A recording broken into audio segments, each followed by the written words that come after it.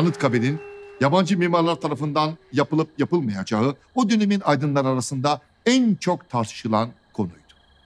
Anıtkabir'in yabancı mimarlar tarafından yapılması düşüncesine karşı çıkanlardan biri de Necip Fazıl Kısakürek'tir.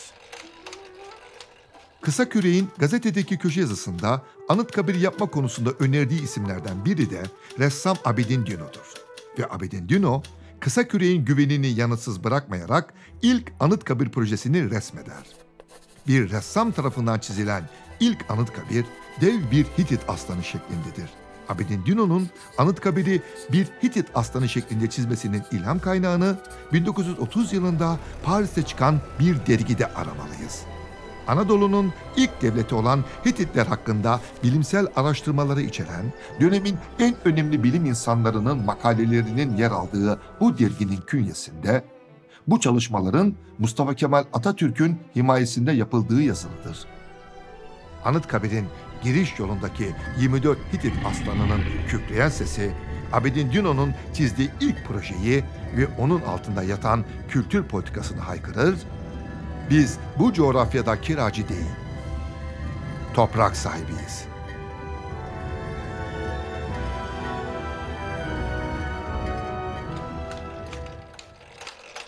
O yıllarda tarihi Ankara evleri bir ucu Dikmen'de, öbür ucu Etlik'te olan kentin kuş bakışı görünümünde bir hilal şeklinde sıralanmaktadır. Kentin bu yerleşim özelliği bayrağımızla kıyaslandığında Anıtkabir'in yapıldığı yer tam da yıldızın olduğu bölgedir. Evet, bunun anlamı şudur. Başkentimiz, bağımsızlığımızın simgesi olan bayrağımıza benzeyecektir.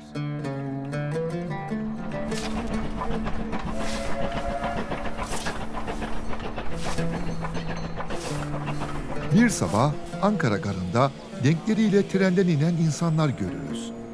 Atatürk'ün Bağımsızlık Savaşı'nı yönettiği direksiyon binasının önünden geçerek Anıtkabir'in yolunu tutarlar. Onlar ülkenin en iyi, en ünlü taş ustalarıdır ve Anıtkabir'in yapımında çalışacaklardır. Ağırnaslılardır gelenler. Kayseri'nin Ağırnas köyünden gelen taş ustaları çalışır Anıtkabir'de. Ağırnas, Mimar Sinan'ın köyüdür. Mimar Sinan'ın soyundan gelenlerin alın teri karışır Atatürk için yapılan mezar anıtının harcına.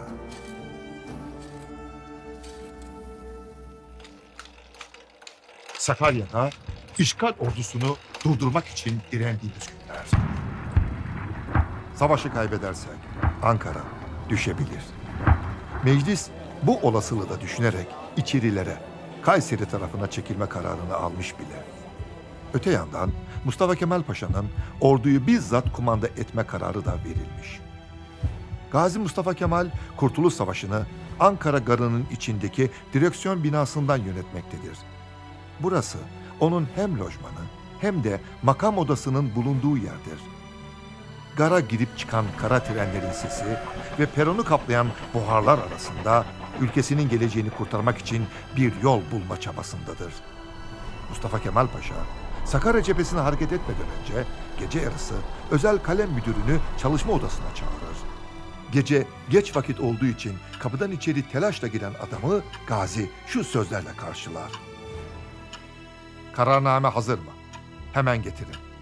Sakarya'ya gitmeden imzalayayım. Öyle ya, gideceği yer cephedir. Kimin döneceği belli olmayan bir savaştır gidilen.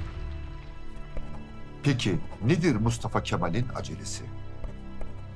Cepheye gitmeden önce imzaladığı kararnamede ne yazmaktadır?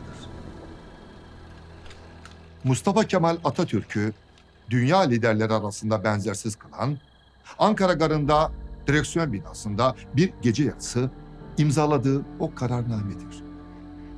Masasındaki kağıtta yazılı olan şudur: Ankara'ya bir etnografya müzesi kurulması ve eski Ankara evlerinin koruma altına alınması hakkında kararname.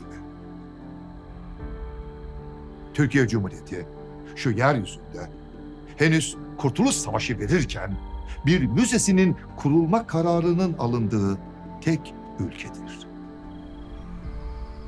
Bir mimari yapı inşa ederken Dış duvarın bir köşesine binanın minyatürü şeklinde bir kuş evi yapmak çok eski bir Türk geleneğidir.